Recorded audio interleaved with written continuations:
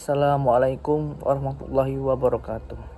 Alhamdulillah, wallahi salatu wassalamu ala asyrafil anbiya wal mursalin wa ala alihi washabihi ajmain.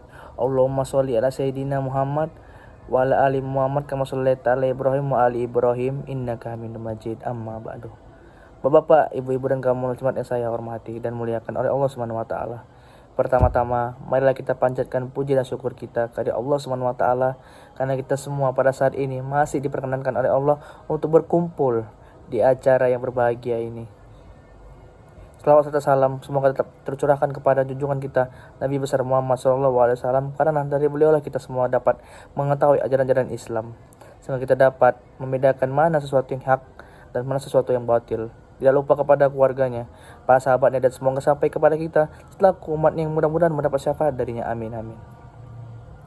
Hadirin sekalian yang berbahagia, kita semua pada saat ini telah berada di bulan Rajab, di mana bulan Rajab ini adalah satu peristiwa yang tidak boleh dilupakan oleh setiap manusia, utamanya adalah umat Islam itu sendiri. Karena pada bulan Rajab itu terjadilah peristiwa besar yang pernah dijadikan oleh Allah Subhanahu wa taala pada abad yang Islam, yaitu Isra Mi'raj.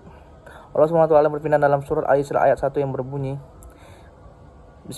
Bismillahirrahmanirrahim. Subhanallazi asra bi'abdihi minna muhsin al-harami ila masjidil aqsa allazi barakna haulahu liyunzirhu min ayati innahu wasami'ul basir. Maha suci Allah yang telah memperjalankan hambanya pada suatu malam dari al-masjidil haram ke masjidil aqsa yang telah kami berkahi sekelilingnya agar kami perlihatkan kepadanya sebagian dari tanda-tanda kami. Sungguhnya dia adalah maha mendengar lagi maha mengetahui. Menurut arti bahasa Isra itu berarti perjalanan di malam hari. Akan tetapi secara syariah Isra adalah perjalanan malam hari yang dilakukan oleh Rasulullah SAW dari Masjidil Haram menuju Baitul Maqdis atau di Palestina, yang penuh mengandung rahasia dan keajaiban. Sedangkan Mi'raj menurut arti bahasa itu jenjang naik. Akan tetapi yang dimaksud ialah naiknya Rasulullah SAW dari Masjidil Aqsa di Baitul Maqdis dengan menempuh angkasa luar sehingga akhirnya sampai ke suatu tempat yang paling tinggi bernama Sidratul Muntaha. Suatu tempat yang tidak mungkin dicapai oleh manusia dengan kemajuan teknologi yang bagaimanapun canggihnya kecuali oleh Nabi Muhammad SAW. Disitulah Rasulullah SAW menerima langsung dari Allah SWT tentang sholat 5 waktu yang harus dikerjakan olehnya dan seluruh umatnya.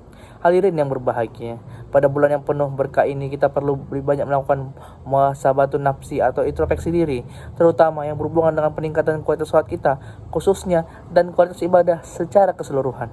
Karena sudah seharusnya kita selaku kaum muslimin untuk selalu meningkatkan kualitas diri dan amal serta ibadah kepada Allah Subhanahu wa taala.